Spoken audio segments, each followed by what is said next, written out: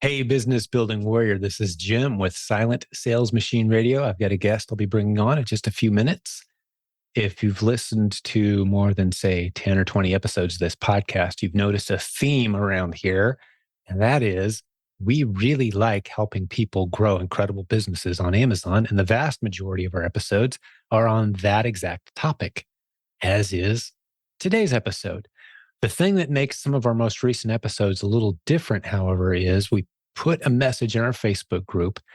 We've got about 70,000 members there now as I'm recording this. And we said, hey, if you're struggling, maybe you've tried some of the strategies, you've seen a little bit of success, you're convinced the system works, but you're struggling. You're not quite where you think you could be or should be. Well, let's hop on a podcast episode and have a conversation. We're going to try something new.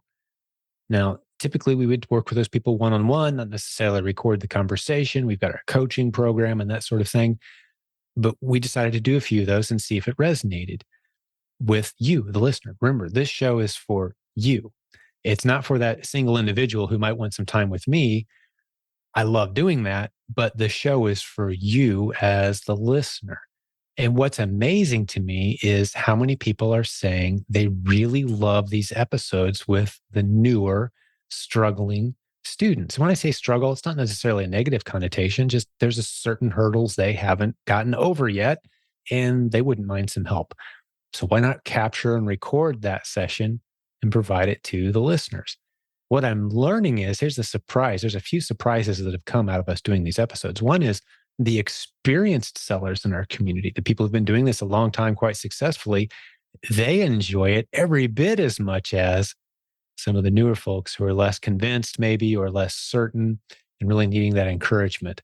Because we drop some very specific tips and strategies. And I always learn something as well, which is a benefit for me. And I love that. So today's guest is another one of those folks who responded in our Facebook group to our call to help some of the newer sellers who maybe aren't where they want to be yet, but they see the potential. Her name is Neva Velasquez. Her family has a vision to be serving as missionaries in Mexico. They live in the Atlanta area right now, and they see their e-commerce business as one of the things that's going to help fund that transition to where they know God is calling them. So we talk a little bit about that today. We talk some very specific examples and details on what they should do to find great inventory for their Amazon business, how to scale, how to make it more hands-free and automated, topics that you've maybe heard us talk about on this show before many times in the past, but we hit them head on today. I answer any of the questions that she brought to the table. We talk about wholesale. We talk about some tools. It's just a great conversation between two people. I had a hard time believing that we've never chatted before. It just came so easy to both of us to benefit from the conversation and talk about this. Because here's the thing, you've heard me say it before, business building warriors are very special people. People who are trying to build a business, to strengthen their relationships with their spouse, with their kids, to put themselves more in a position to be able to do those things that they know that they could and should and are called to do even. That's a special group of people. So it's pretty easy for us to have a meaningful, useful conversation. I'm so glad we captured it for you today. Please let us know if you have any questions. And before I bring Neva on the line for a conversation, just one little favor, if you don't mind. If you find this episode useful today, would you spread the word? Would you share it? Maybe send an email to a friend or on Facebook, tag someone and say, hey, listen to this episode. I think it might help you out. That's our marketing right there. We have a $0 marketing budget for this show. You are the one spreading the word. So leave us a review on iTunes. We love those. Or subscribe on YouTube if you happen to be checking us out there. But let's jump over and get Neva Velasquez on the line right now. You're going to enjoy this one. So Neva, welcome to the program. Hi. Good to have you here. Me. Thanks. So let's jump right into your story. I'm eager to learn more about you and see where we can get today. Yeah. Well, on Amazon, I think it's been at least 10 years since we were exposed to it. And it kind of took us a little bit to get the courage, I think, to start. We started really just scanning stuff on clearance and started from there. And then You say we, you and My husband. your husband? Yeah. Okay. And so 10 years ago, you were scanning clearance aisles. Yeah. Yeah. Awesome. Yeah, probably 7 or 8 years is when we actually decided to give it a shot, but we Okay. were exposed to it, prior to that. Right. And so we did that for a while, and it never really, that's probably not the best business model. It's great gravy, I've Yeah. I learned. mean, it still is, you can make a little bit of money, especially if you're willing to sell on multiple platforms. There's still Yeah, opportunity there. And we can dig into that a little bit, perhaps. It's a hustle and a grind. I call it the Easter egg hunt, yeah, but yeah. not to interrupt your story. Let's keep going. So then, probably 5 or 6 years ago, it's probably closer to 5 years ago, was introduced to the replen model through the Q4 group. I had joined that just on Hmm. I need to do something. So I joined that. And that's when really the light bulbs kind of went off. And I realized that it really could be sustainable, and I could actually go out and shop and source locally and then send it in and make a profit. So that was when I really started seeing that it um, it's a viable, business and Right. source of income and Just all of being in that. a community of people who are doing it, you started to Yeah, become convinced, okay, that this is absolutely. doable. Yeah, yeah. And so I had some success that Q4, and like over the next year, some success. I mean, we had some replens that were selling, and kind of understood how to do it. We never really got to the point where we could take money from it. It was just kind of we were just there where we were using all of our money that we would get back from Amazon to send it back in to get Right. more product and send it back in. And so just kind of weren't able to scale it. And then I ended up getting a full-time job, and that, despite my intentions of keeping it going, it just kind of fizzled for a while. Yeah. What work did you get? I work at a school, Okay. the front office at a school, which I Full love. time. That Yeah, sounds like a full time gig, at least when school's in, right? yeah, yeah. Um, so really, just over the last 2 months, it's been since about 2020 that we kind of stopped doing much at all. Hmm. And just over the last couple months, my husband and I have really, the fire has started burning in us again to get Gotcha. going. And really, really, our desire is for this to sustain our family. We've got 4 kids, and for us to be able to travel, our dream is to do missions, and we need something that we're not tied down to a specific place, so that we can go do all of our dreams. Yeah, that's beautiful. Tell me a Yeah, little bit about that. I'm just curious because we've never spoken before, and we can jump into the coaching details and all of yeah. that, but tell me a little bit more about who we're getting to know today. So Yeah, you and your husband have a mission in mind that God's put on your heart. It sounds like. Tell me about yeah, that. yeah. So our dream has been for the longest time to go to Mexico and do missions. Actually, my husband is Mexican, um, but Oh, that's the last name, that's the Velasquez. last name. There we Yeah, go. yeah. And it's honestly just kind of been hard right now. Our kids are kind of at that age where they're all teenagers, and Hmm. it's getting harder. But yeah, so our dream is just to work with people in Mexico and just Is kind there of a share specific the love of region or God. area? Because our daughter's in Guatemala. We have a long-term family vision of getting back to Guatemala. Oh, nice. Which if people think Mexico's poor, wait till you see Guatemala, Yeah, right? yeah, yeah.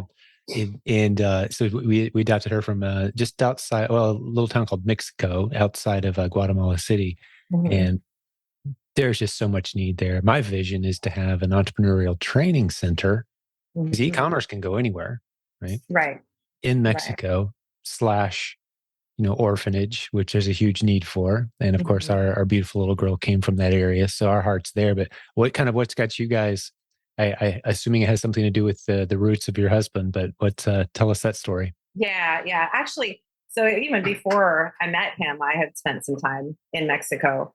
And I mean, we met at a bilingual church up in Minnesota. So it's always been on my heart also. And so our dream is really just to reach people for just like share the kingdom Yeah. and Spread the gospel. and yeah, and Beautiful. just really um, just kind of teach them the just culture of honor and you know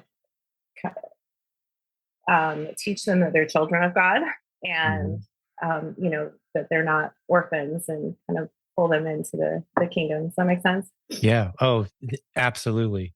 Yeah. And being an adoptive parent, it reflects so much God's nature in bringing us in, Hmm. right? Yes. So the lessons are naturally built in for our Yeah. crew as Yeah. to what it means to be grafted into God's family and adopted with all benefits Right. and responsibilities that come with that. So yeah, God bless you guys on that. That's tremendous. Is there a certain city or region before we move on to the next topic? I'm just curious. Yeah, Querétaro is where we're. I don't know where that is. It's about 2 hours north of Mexico City. Okay, Yeah. Kind of gotcha. Well, God bless you guys. Let's see if we can contribute to helping make that happen. yeah. All right. So, and what does your husband do now?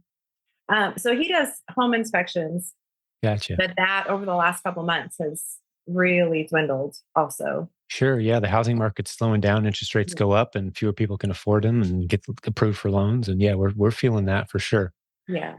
Yeah. Well, the good news is, yeah, Amazon's on fire, and the opportunity is big, Yeah. and there's plenty of room for new sellers to jump in and do this thing. So, what last worked well for you guys? Tell us a couple stories about what worked, and we'll kind of build off of that. Yeah. So I think I have a fairly good like number sense, so I could kind of grasp like what would be profitable. Hold on a second. Sorry, my scratchy throat. Yeah, I'm fighting that too. We talked before the record button today. Yeah. We're both going to be sipping a lot of water Yeah. today. There's something in the air. Where are Yeah. you located? I'm not even. Did I'm you? in Georgia, Georgia. outside Okay, of Atlanta. Yeah. gotcha. Yeah, and I'm up here in Indianapolis, so about 4 hours north. Whenever we head on vacation, we call us Hoosiers in Indiana, right? We head south typically and have to go right through Atlanta. Avoiding Atlanta is the Yeah. trick, man. I'm sorry. I try to avoid it also. Yeah, even though you live there, right? Yeah. Like 8 lanes doesn't help. No, Yeah. no. So what had worked before was, I mean, I would go basically source Walmart mostly, Okay. and a lot of groceries is what I have done. Um, so that's, I mean, yeah, Well, you know how to read a Keepa chart. yeah, Okay. You've been through the Proven Amazon course replens training modules. I have gone through those. Yeah, Okay. The Amazon 101 and then the RA replenishable. You've been through both of those. yes. Okay. Very good. Have you been through the advanced Keepa training module yet by any chance? I have not done Okay. that one. You might enjoy that one. Let me fill you in a little bit on that. And let me just make sure I keep the listeners up to speed too, as Neva and I are having this conversation. Uh, we want more than just the two of us to have fun today. We want you to enjoy and benefit from this as well. So we started off, Neva was, if you're new around here, this will be helpful if you've been around a while, and maybe covering some ground you already know, but bear with me. So Neva started off scanning barcodes in clearance aisles. I called that an Easter egg hunt model. That is a place where we start a lot of new sellers is just sell something around the house, something with a barcode on it, an old book, learn the system. And for people who are willing to hustle, I know right now, as we're recording this, we're in the middle of the fourth quarter, the last 3 months of the year. There's a lot of people out there hustling because there's just a lot of good stuff you can pull off the shelf, clearance aisle sales, that sort of thing. Hustle mode, fill your car. The opportunity won't be here a month or two from now. It's here right now type of mentality. And that's true year round. You can find those clearance aisle deals, those closeout deals, the 40% off sale, whatever. It is a hustle mode. It's not a scalable model. That's the reason I like to see people kind of mature out of that. Maybe mature is the wrong word, but your business becomes more mature in my mind, the less it relies on you hustling. That's what I say. I'm not meaning you're immature if you don't have a mature business. You've got a model that's mature enough that you could hand it to someone else and then go to Mexico for 3 months to a place that doesn't have internet and your business continues, right? That's what I mean by mature. And if you're in an Easter egg hunt hustle mode, hit the clearance aisles, or you're paying someone a lot of money to do that for you, it's not as scalable. It requires a fair amount of intelligence and persistence. And the part of it that I'm not a big fan of is you'll come home after 5 hours on a Saturday with nothing sometimes. And that's frustrating.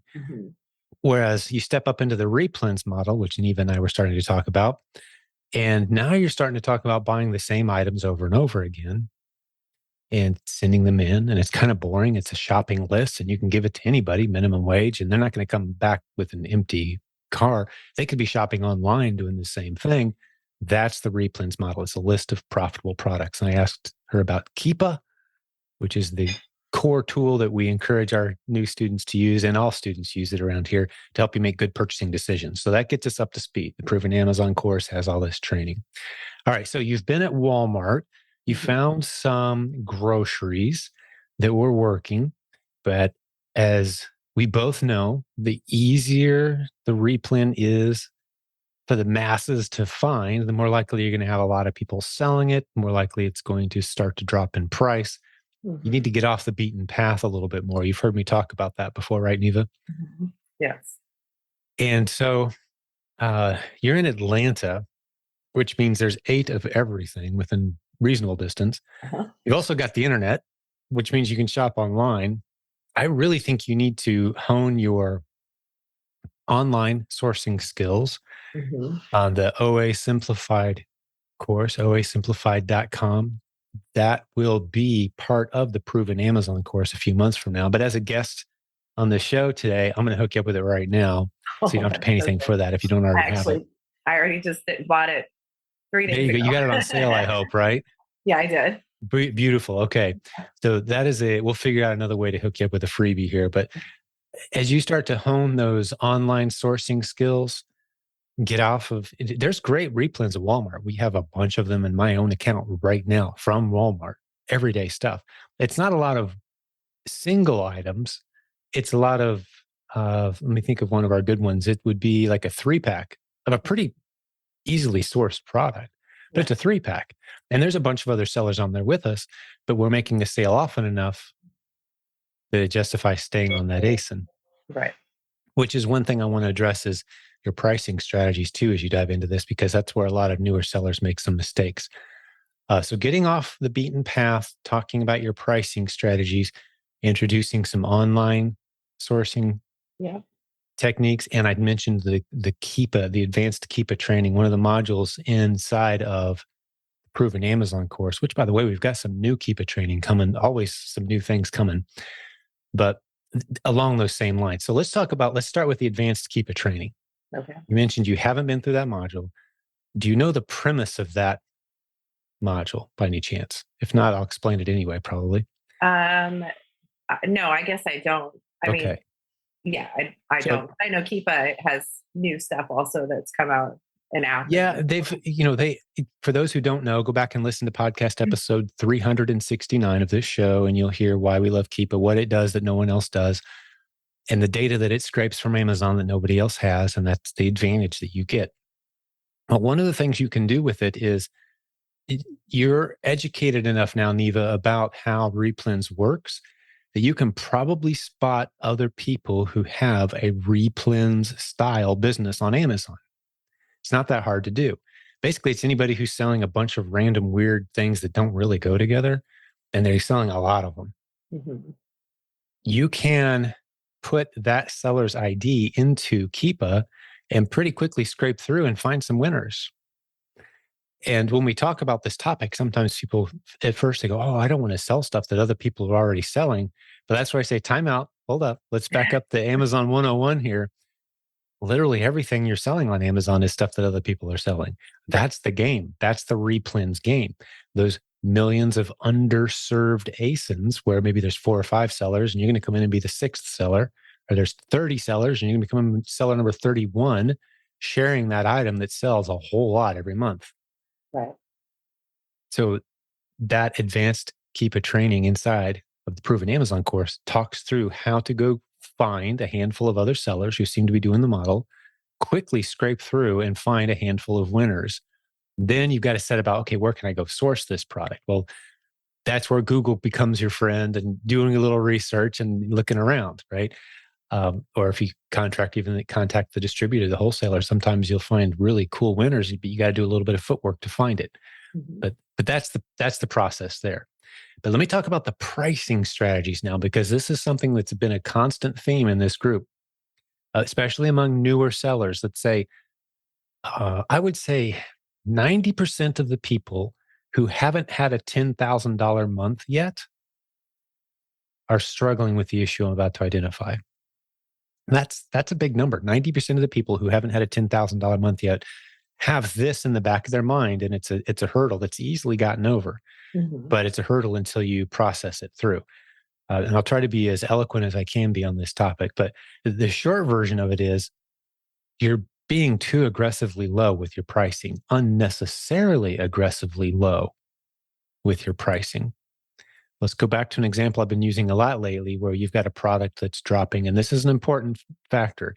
It's on Keepa, it's dropping 40 times a month, which means it's selling probably somewhere around, 4 times that to 8 times that.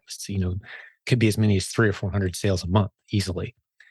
40 drops a month, which means it's a fast mover, and there's already 20 other sellers.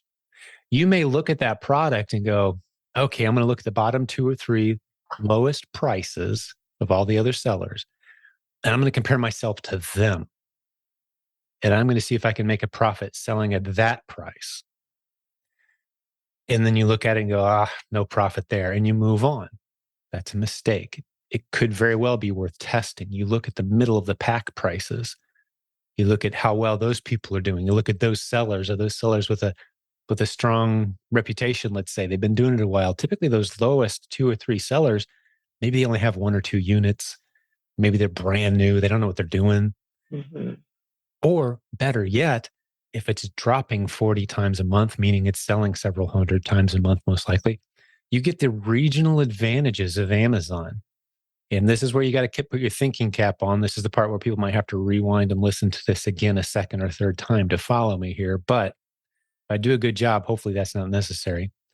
If you imagine Amazon having warehouses all over the United States, and you've got your 4 or 5 test units that you've sent in, and they're sitting in various zip codes around the country, there's going to be somebody who lives near one of those warehouses that's going to order that fast moving ASIN. You can't do this with stuff that sells 3 or 4 times a month total. They'll sit there forever. But if it's something that's selling hundreds of times a month, as indicated by fast moving on the Keepa chart, odds are at some point within the next month or 2, which is about how often you want to get a sale minimum, every month or 2 on any replan. Otherwise, you walk away from it.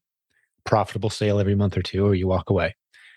But odds are within a month or 2, you're going to sell a unit or 2, a handful, from people who live near one of those warehouses where your inventory is sitting.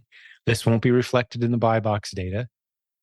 That shopper is not looking for the lowest possible price. They don't mind that they're paying an extra $4.75 for your unit because they can have it on their porch an hour or 2 from now. That's Prime Now. A lot of major areas, including Atlanta, where you live. Have you ever used Prime Now? I have. Yep. Okay. So those items that you've bought by Prime Now, you may have paid a few dollars more without even realizing it than you would have had you been willing to wait, say, 3 days for it to come from Los Angeles, where Amazon has all of its inventory, right? Right. For that fast moving ASIN. Now, I'm not talking about the fastest moving ASINs. I'm not talking about the stuff that sells thousands of times a month that Amazon is selling at a loss. I'm not talking about those. I'm talking about the fast movers that are predominantly being sold by your fellow Amazon replens FBA sellers. This strategy works really well. Don't walk away from those seemingly low priced, low margin ASINs that are moving fast. Play in the middle of the price pack and see if you can make a few sales per month. You're not going to make 50 sales a day. That's not what a good replen is anyway. That's attracting too much attention. You want stuff that's going to sell a handful of times per month at a reasonable profit for you. And those ASINs that I just described, dropping 40 times a month, about 20 sellers, play in the middle of the price pack, sell 1 or so a week, There's millions of them, Mm-hmm. right? So my opening statement to this little segment where I told everyone to put their thinking caps on, 90% of the people who haven't sold $10,000 in a single month are struggling with this issue. They really need to re-listen to the past 4 minutes of what I just said. Right. It'll completely open up the doors of possibility. And the beautiful thing about it, Neva, is I'm not saying go out and spend $3,000 in inventory and hope that it works out. I'm saying buy 2 or 3 units of some of the faster sellers and price in the middle of the pack and watch what happens. Mm-hmm. Okay. Yeah. So it doesn't always play out perfectly, but more often than not, it does. And the good news is when it doesn't play out perfectly, your worst case scenario is you drop the price a little, you break even, you get your money back, you sell through the product. Right. Make Right. sense? Absolutely, it You does. followed all that? All Yeah. right. We don't have to rewind Yeah. our live No. conversation. All right. You caught me on a good Monday where I think I'm thinking clear as we're recording this. So hopefully that made sense to everyone else too. Yeah, Uh, no, it really did. I think too, as far as replens, I have had the conception that I want it to sell fast, and that remembering that a few sales a month is right where I need to be with it. yes. Yeah. Right. If it's selling really fast, you probably got it priced too low. Hmm. Right.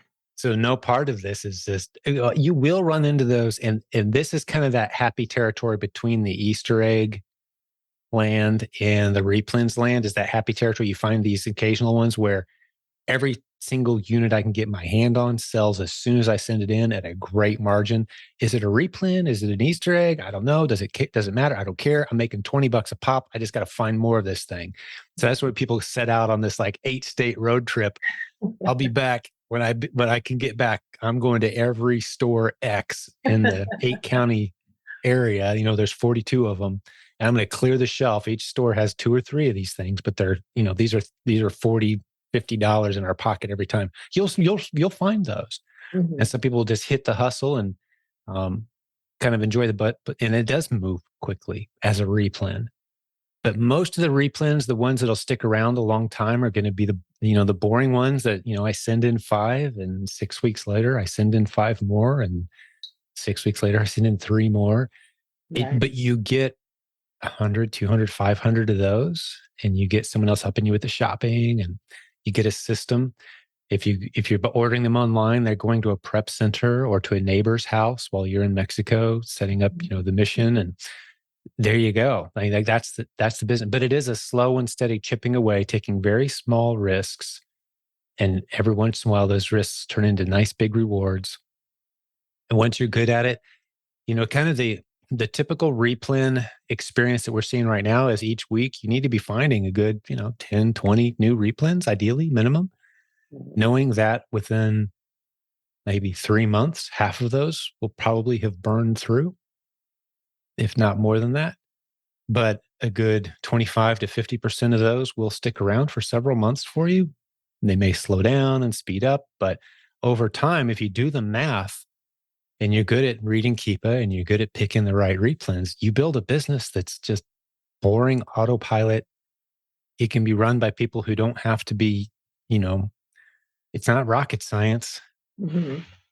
You've got a virtual assistant, maybe who's working all day, every day, finding the new replens for you, which is why we're super proud of the Proven Replens VA program, provenreplensva.com.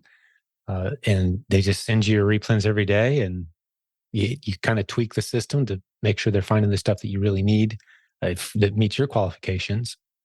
Um, and that's the system. So you've got the tools, you've got the base knowledge. I think it's just a matter of kind of putting in the time, what Yeah. spare time you guys do have, Yep. finding more replens. And that's what fuels the whole thing, just finding more replens. Right. Right. That yeah, just that realization of what's the expectation of when they should sell and how quick they should sell, and Mm-hmm. the pricing, that really kind of opens my eyes to maybe go back and look at some that I had passed on before, Sure. and, Yeah. and Test on reconsider them. that. Yeah. Especially if you're comfortable playing with, you mentioned groceries. So you've dealt with the expiration date issues. Right. There's so much there. Yeah. There's just so much there. Especially if you're willing to do some of the shipping yourself. I can tell you the stuff that kind of has short expiration dates that you're willing to ship yourself via merchant fulfill. There's a Hmm. lot of potential there to kind of just find some low hanging fruit. Right. Uh, but yeah, I really I like the grocery category. Keeping track of the expiration dates is an issue, so be mindful of that. Um, the We've had a lot of success in. By any chance, are you Hazmat? Have you applied for Hazmat? I haven't. Yeah, Yeah. that's something worth looking into. There's a Okay. lot of low hanging fruit in Hazmat for a couple of reasons. One, it's kind of a painful process to get approved, and then once you are approved, they give you pretty limited storage space. But Okay. that space is just gold. We've got several really strong performers for us, and cleaning supplies and that sort of thing. Right. So if you're comfortable with hitting the grocery, that's a great category for you to get into. There's replens in every category, though.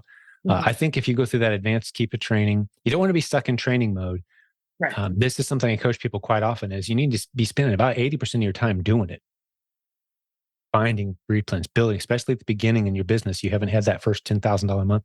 Do Right. it, hit it hard, working hard. But 20% of your time, learn new skills, tweak your skill base. So going through that OA simplified course, going through the Keepa advanced Keepa training module and the proven Amazon course, just kind of tweaking your strategies, getting to where you can sit down confidently in a 2 or 3 hour stretch and find 10 or 20 replens anytime you want to.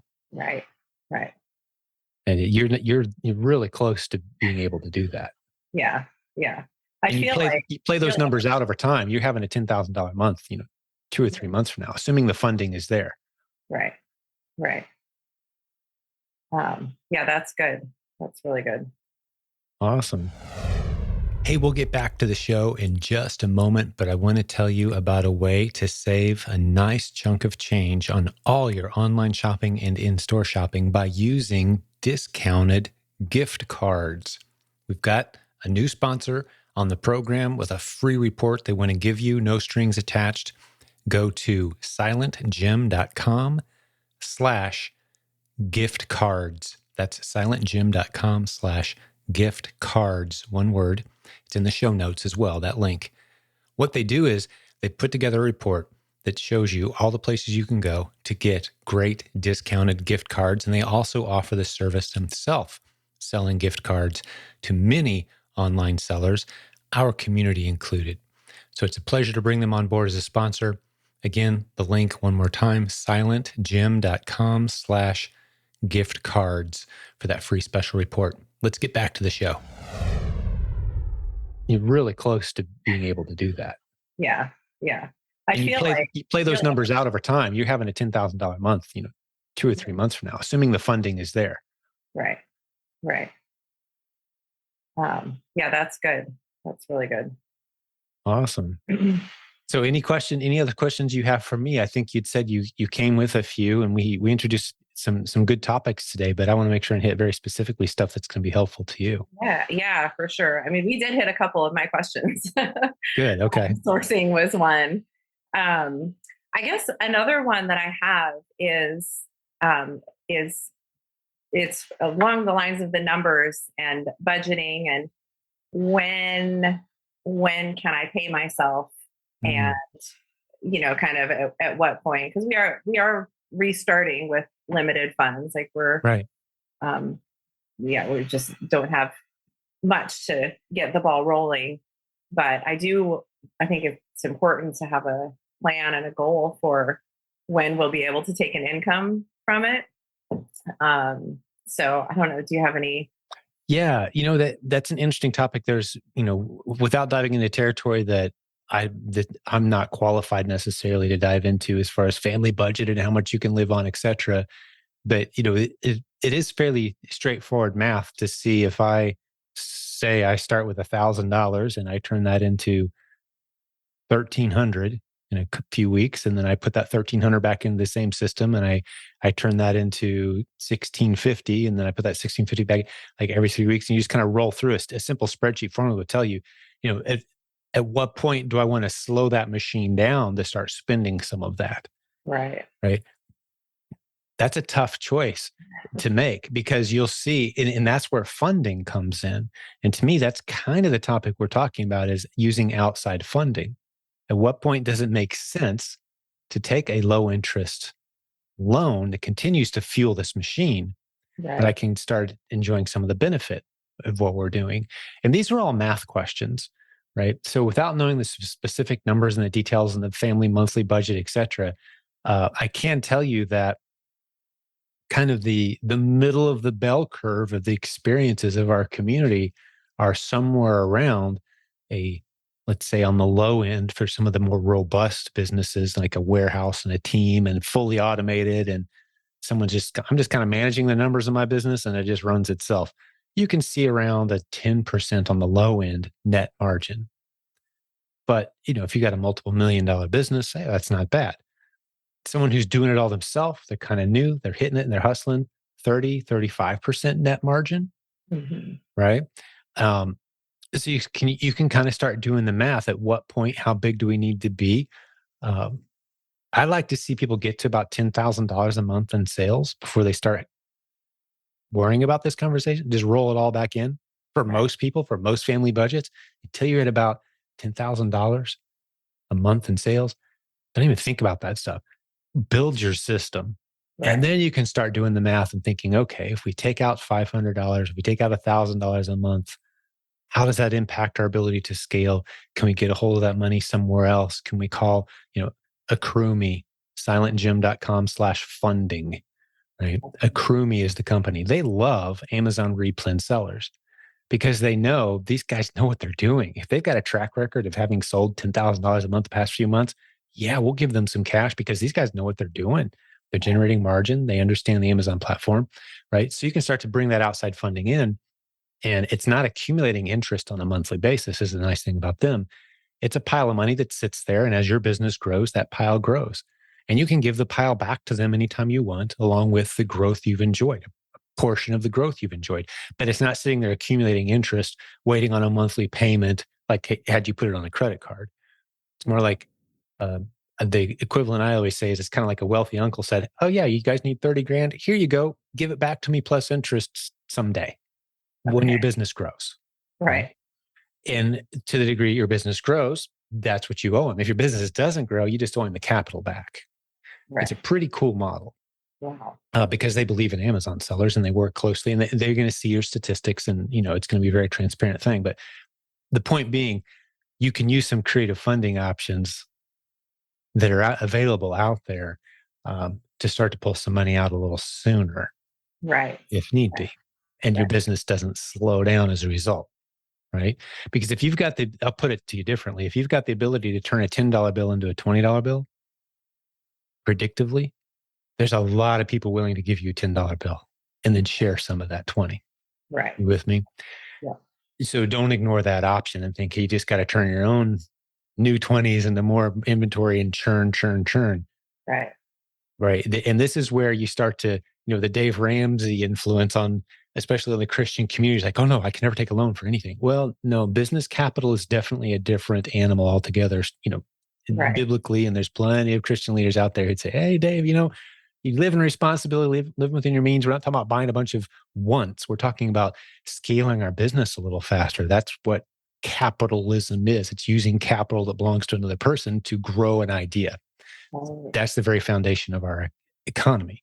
Right. So that's talking around without using these specific numbers, which I don't necessarily even want to dive into, but those are the kind of conversations you need to have. Another thing I think it's healthy for married couples to do, and this is a specific exercise, is to say, how much money do we need in the bank? Or and rather than a total dollar amount, I like to express it in terms of how many months. How many months do we need to have in the bank before we're comfortable making a leap? How Right. many months? And whichever of the couple names the higher number wins the argument, because you don't want to be stressed. Right. Right? If Right. the wife says, I think we need about 6 months, and the husband's like, I'd be more comfortable with nine. Nine's the number. And now, whoever's the most conservative, because now that month from between month 6 and 9, you don't want to be like, hey, I told you so. It's like, no, we waited till we had 9 months. And then you start to change your lifestyle, you start to make adjustments, and you go part-time at the school or whatever, right? Right. So that's a very healthy conversation to have. It sounds like you guys are on the same page doing this together too. Yeah. Yeah. So Yeah. it should be a pretty easy conversation to have. But Yeah. that'll help you too. Like before we can really go hard on it after this, or um, before we can go consider ourselves, jumping, making that full-time leap, maybe even, how much backup do we need to have in the bank as a Right. family? Right. Um, but yeah, hopefully that's helpful to you. Yeah. It is. It is very Good, much. Very much. good.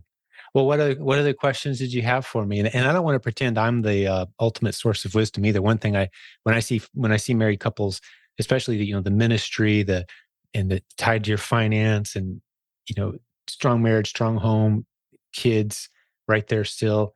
You need to have a local support network of some kind of people that you can bounce all this up and really kind of dive in deep with. It's one thing for me to make a few suggestions here.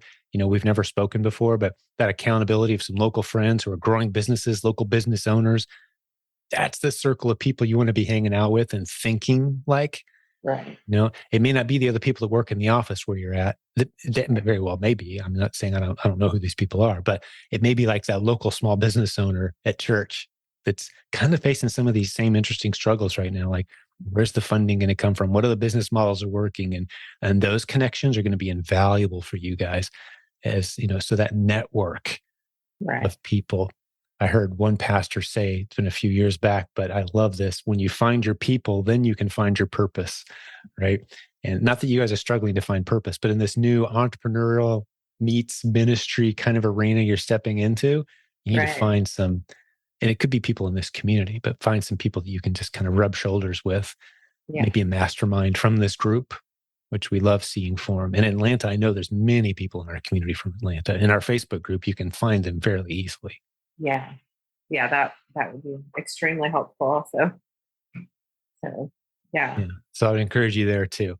Far more valuable than any tidbits of wisdom I might drop in the few minutes we have together would be rubbing shoulders and hanging out with those folks on a regular basis, even meetups, Zoom meetups, and that sort of thing, or in-person meetups for the Right. Atlanta area, which I don't know if there is one. There probably is. Our group's large enough now. I imagine there is. Just a matter of finding those folks. Right. Yeah. Yeah. Very good. Well, my husband did write down a couple questions, Beautiful. and he one was um, along the sourcing models, like when as far as like wholesale versus replens, Hmm. or doing replens that moves into wholesale. Like, what's your thoughts on that? I don't really draw a delineation between wholesale and replens. There's really only two kinds of products on Amazon from my vantage point. There's a product that only I can sell Right. because I invented it or patented it or created it or white labeled it or whatever. Like only I can sell on this ASIN. And we don't encourage new sellers to start there because there's a 95% failure rate if you try to start there as a new seller, which is why we're not one of these companies out here trying to sell a private label course like everybody else on the planet. Mhm. No, we're good at it. We've got plenty of private label success stories where people are selling their own products successfully on Amazon, but they're not new sellers. Right. It's too risky. So you got the product you own, only you can sell. And then you've got products that anybody else can sell, the reseller channel, right? Right. Listings that anyone else can jump on. The only two kind of listings on Amazon. Wholesale falls into the category of stuff that anyone else can sell. Now, the nice advantage, and Rich Potter, that course, the proven wholesale sourcing.com course, which sells separately from the proven Amazon course, but it's also now included in the proven Amazon course. So one of the things you might start studying is his strategy for finding wholesale companies that are underserved. The biggest thing I can say about wholesale that kind of sets you in the right direction. You've heard these like trajectory conversations. Like I'm going to give you a shove in the right direction. If we adjusted this 5 degrees to the left, you'd be in a very different place 6 months from now. I'm Mhm. going to shove you in a perfect right direction. The big secret with wholesale is it's not about finding products that aren't on Amazon yet and trying to introduce them to Amazon as if it's a new product. And that's like having your own private label product, except you're building someone else's brand. Very difficult thing to do. Success with wholesale is not that. Success with wholesale, as taught by Rich Potter in the proven wholesalesourcing.com course that's included in the proven Amazon course. Success there is identifying those underserved wholesale products and sources, meaning there's already one or two or three other sellers selling from this wholesaler, but not very many other people. And you contact that wholesaler, you get permission, you get into their network, you prove that you're valuable. Sometimes they'll even say, hey, we'd love to work with just you and a couple others. You guys are honoring our MAP pricing. You're good to work with. You're placing good orders. We don't want anyone else on our. So you help them get brand registered with Amazon. You help them kick other sellers off that aren't following the policies of how they want to work with sellers. So that's the advantage of wholesale. It's not, because a lot of people think, man, the advantage of wholesale is I'm going to get super cheap prices and be able to, sell stuff that other people can't sell. Well, no, that's not really the magic of wholesale, because I'll tell you, like Walmart's pricing, a lot of times Mhm. beats off the shelf as a shopper, beats a lot of the wholesale prices out there, right? Just they don't have all the selection that you can get when you start discovering some of these wholesale channels. So it's not really wholesale versus replens. It's, here's how I think of it. In the arena of possibilities with replens, of the uh, literally dozens, probably 50 different ways you can find great replens, wholesale, wholesale companies, wholesalers, they're one of the avenues that you can pursue those relationships. And it's one of the more protected avenues that you can pursue. You're going to get a lot more no's before you get a yes, typically. And that's kind of the magic and the beauty of the system Rich Potter has built is it's sending emails. And there's other courses out there that will teach you, hey, you got to send out 200 or 300 emails to wholesale companies before you get one yes. Well, Rich has got it dialed down to where you're sending out 20 or 30 emails before you get someone saying, hey, yeah, here's our catalog. Yeah, we'd love to work with you. Just the way you research Amazon and you go through what's already there, looking for those underserved opportunities. And it may not be a wholesaler, maybe a distributor. It may just be a product that you find like, whoa, I just need to go to Amazon and buy a 4-pack of this. You're going to stumble across those too Right. with that training. So does that make sense? Rather than saying, which is better, replens or wholesale? It's like, no, wholesaling is a kind of replen research. That's all it is. Right. It's just another replen sourcing strategy from my vantage point. Yeah. Slightly more complicated, but definitely not rocket science compared to things like what we've already talked about. The simplest might be go to a store near you, take a picture of the store shelf. Ideally, it's a regional store, meaning they're not 18 of them in every state in the United States. There's, 5 in a certain region of the country, right? You take a picture of a store shelf, research the barcodes, the brand labels and just see where that takes you. That's one of the lower hanging fruit models. Up to this more complex, because Rich's strategy requires you use a tool called Smart Scout. You can get a great discount on that tool at silentjimdotcom/SS. Smart Scout. I think I replaced that part of my brain that used to know all my friends' telephone numbers with all these links that we have in this community. Because I don't remember anybody's phone number anymore, Yeah. but I've got all these links. But so it uses, and that's not a cheap tool, but it's very powerful, and it scrapes it doesn't. They don't do any data. I don't think Scott does any data scraping with that, but it uses Amazon's data in some very creative ways that makes Rich Potter's wholesale research strategy. It's a must have, but it's another tool you got to pay for. So unless you're seriously committing time, effort, and energy to that strategy, don't go out and buy, as you well know, there's a ton of tools out there. Keepa is really all you need to, let me just put it this way. We've got a couple in our community that got well up over 7 figures, just the two of them, using only Keepa and Seller Central. They Wow. weren't even using anything to help them with their buy list. They weren't even using Inventory Lab to prep. They were just using Seller Central and Keepa, and they had over 7 figures at a Wow. very healthy profit margin running out of their house. Wow. Right. So don't think it's the next magic tool or whatever. But your husband's question was wholesale versus replens. Tuck me through. So that's my answer. And I like my answer. I may have wandered a little bit, but I think I kind of nailed it on that one. Yeah, I agree. I agree. That definitely makes sense. Okay, good. Yeah. Um, I actually think that covered everything that I wrote down. Oh, that was easy. I I feel smart know. now. You didn't even get me confused. Yeah. Well done. Well, do you feel like you know what you want to do next? I've got one other specific thing. We typically, if we're kind of treating this like if it was a coaching call, I've kind of been speaking to the listeners as well while I've been talking to you, Neva. But there's one suggestion I definitely would still want to go into. But was there any other questions that you had? I'm not right now, but I'm sure they will come. Sure. Oh, of course. And As we'll I'm, be here and the community's here. And that's the beauty of the Facebook group. yeah, The combined power of 70,000 people, way smarter than I am.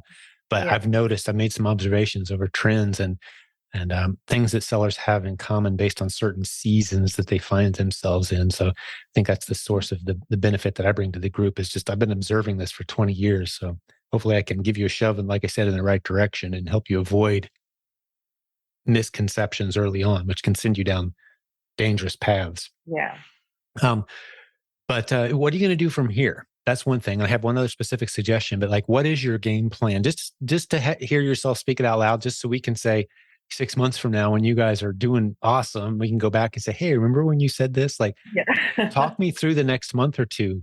If it Yeah. plays out the way you'd like it to, what are some not necessarily goals, but like however you want to take that question. What are you going to do? Yeah. Well, I mean, I really want to move into the online arbitrage sourcing. So that's the biggest thing. And to, I mean, finding 10 to 20 replens, which uh, right now seems a little overwhelming, Mhm. but I know I've noticed like as I've been at it, it's getting easier and easier. So, getting to the point where I'm finding that amount every week or, um, kind of really pushing in that direction. So, and then I guess, I guess actually another question I might have, sorry, Sure. No, is, this is all about thinking out loud. I love yeah, it. is tracking, um, tracking the replens. Like what's the best way? Just like a spreadsheet or Mhm. how I is mean, that? as they Yeah. are they still viable or not? How many more should I go buy? That sort of Yeah. thing. Yeah, Yeah. that's where we really love Replin's dashboard. Jimmy Smith, the guy who created the Replin system that we've been using for, the first person to really systemize Replins was Mhm. Jimmy. And we've adopted that into the Proven Amazon course. He's also the one, he and a couple of brilliant partners have come up with Replin dashboard. It's not expensive, but that's what we use on my team to keep track of. We got a couple thousand replens. Is this one we should go order again? If so, how many? That sort of thing, right? Helping you kind of make those decisions. The spreadsheet's fine too. When you've just got a handful and you kind of track them, it's good to know and make those decisions. It's good to roll without a repricer, for example, if you've just got a handful. So you can Right. see what impact does it have as I manually raise and lower the price and kind of try to stay 10% above the lowest priced guy. What does that do? How fast does it sell if I do drop it and make myself the lowest price? So you're learning those lessons without using any tools. But when you start using repricer tools or inventory management, Replin dashboard is constantly getting better, and it's a very robust tool. Has been for a few years now, but priced right. And I think that's the best answer I can give is look into using that. Very low learning curve tool as well. You give it access to your account and it populates and it's helping you make inventory purchase decisions pretty Right. fast. Right. Right. That's good. Yeah. So that, I mean, really over the next couple months, just really increase my amount of refunds that I have and really um, streamline that process and figure out ways to automate it as well, whether that's sending it all to a prep center or Hmm. hiring somebody or hiring Yeah. my A kids. neighbor across the street, maybe even, Yeah. or, Yeah. that sort of thing. Yeah. That's the nice thing about this business is there's always plenty of little ways that you can make 1% improvements. And you look back over your shoulder, and this kind of leads me to the last point that I was about to make earlier. Uh, you're going to be amazed where you are, say 3 months or 6 months or 9 months from now. And there'll still be frustrations and things to learn. always will be, changes at Amazon and little inconveniences, some big inconveniences, etc. But you'll be amazed how far you've come. So I always encourage, you're at a great position. I don't know if you journal or not, and create a business journal. Mm-hmm. Here's what I did today for my business. Or, every few days, I'm not as faithful about journaling as I should be, but I try to think back and I look back at the last journal entry I made. Okay, what's happened since then? And here's the things I've done. Here's things that have worked. Here's the things I'd like to be doing. And you reference, I think the power of that is it keeps us accountable, and it almost, as Christians, God spoke all this into existence. The power of the spoken word, the power of the written word, the power of capturing that moment and saying, here's where we're heading. Here's what I want to see happen. Here's what I'm going to do to make that happen. And just capturing those things written form. It's so powerful. But the nice thing is you can go back a few months from now and go, wow, I was so worried about such silly things back then. And I was so intimidated by such easily climbed mountains back Right. then. Right. If only I had known, right? But it gives you an appreciation for the journey, which is really what, enjoying the journey. And that's a lesson that I look at my teenagers and I see the stuff they're going through, and my young adult kids, and like, you're getting kind of worked up about the wrong things. As an adult, I know, like, that's not as serious as you think it is, but I remember being there. So I'm not going to take that from you. But a business journey is the same thing. And you're going to appreciate the wisdom of where you are now. And you're so far ahead. That's one of the other things I'd like to say to you, Neva, is the experiences you've had in the past. You are so more qualified now to really do well with this, compared to someone who's comparing this opportunity to 6 other shiny object things they saw on YouTube yesterday, right? Like, they're going to spin their wheels for 3 years and finally settle on this. Mm-hmm. You've got an advantage. You've been around long enough to know there's a lot of garbage out there. This is legit. This community is full of good people who are doing this business. You've got that confidence. But start a business journal if you don't. Do you journal? Sometimes. Yeah, I'm kind of there too. Yeah. But I've noticed there's a success rate among new students specifically who start making that a serious practice. It brings the business to mind on a consistent basis. They don't end up going 5 or 6 days doing nothing. Right. Journal holds them accountable. That friend group is just as valuable as well. That, the fellow business building warriors, maybe they're in the Atlanta area, maybe it's other people who will reach out to you after you hear this episode. And the thing that I've learned, this is kind of new in the last year or so, Neva. This is valuable for you and for other listeners. And I observed this when we started doing our Kickstart program. And that's for all the new Proven Amazon course students who get the Proven Amazon course have the option to pay a few bucks, and they're assigned a group of others who just bought the course. And you can do this after the fact if you'd like, but we're actually presenting it at this point as part of the purchase process. Some would call it an upsell, just a few dollars though, but it's an opportunity to get in with a group of other people who have recently bought the course. And then one of our coaches group hangs out through those first few basic steps of getting things set up. And what I'm noticing, and here's the big lesson, this is where I was surprised. My impression before we launched that program was, if you're going to have an effective mastermind group, it needs to have some experienced, high energy, know the answer to all the questions people in the mix for it to have longevity.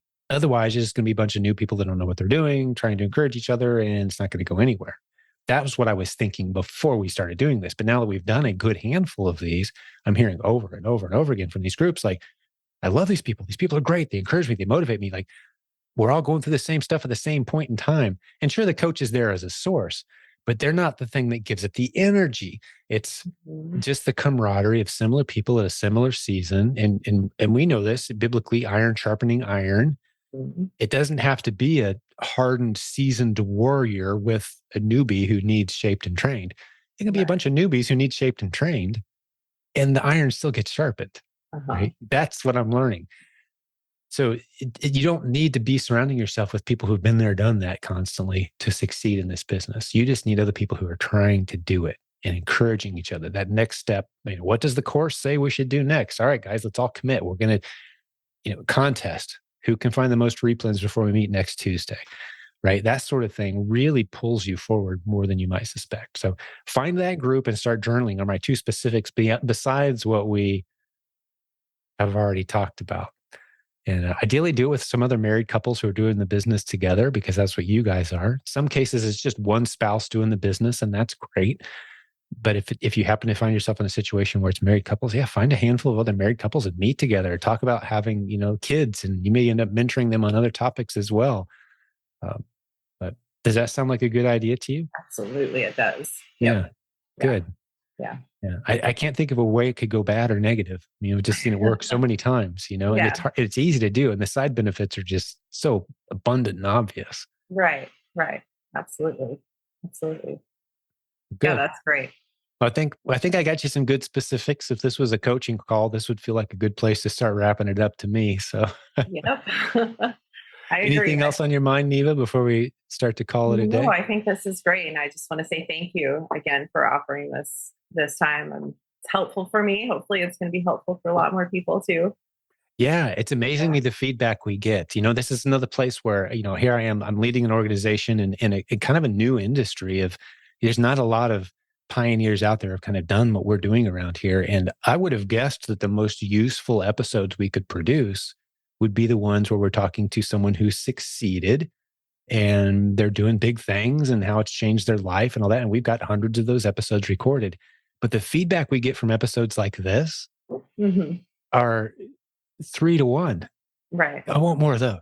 Right. Like, okay, we can do that, because there's certainly no shortage of people who are out there trying to, get their footing and asking basic questions. And Yeah. so I will do more of these. And I'm glad it served you well, Neva, and hopefully the listeners as well. So I'm going to transition over to that part where I talk to the listeners now. Thank you for hanging out with Neva and I today. This episode was every bit as much for you as it was for my new friend Neva and her family, and as they're trying to go on their mission and that journey that God's called them to. Hey, Yep. you've got those kind of things too, right? We know we all do. And if we can be part of helping make that happen, we want to do that. So, hey, Neva, you did a great job today. I appreciate you. Thank you. Thank you so much for your time. Yes, and thank your family for loaning you to us. It was time well spent for us today. And for all the listeners, the business building warriors who have turned this show into one of the most listened e-commerce shows in the world, that's amazing to me. Thank you for helping make that happen. If you don't mind, spread the word, share this on YouTube or on iTunes or your favorite podcast listening platform. We're actually on Alexa now. You can say, hey, Alexa, play Silent Sales Machine Radio podcast, and it'll pop right up. Pretty cool, huh? So, but spread the word, share it around. We appreciate that. And God bless you until we meet again next time. Talk to you then. Thank you. Hey, before I let you go, one last reminder about an easy way to save money on every purchase you make online or in stores by using discounted gift cards. There's a free special report that's been set up by our latest sponsor, Arbitrage Card. You can get this report, tells you how to go find these great discounted cards. Go to silentjim.com/gift cards. That's silentjim.com/gift cards, all one word. The link is in the show notes as well. Go grab that report.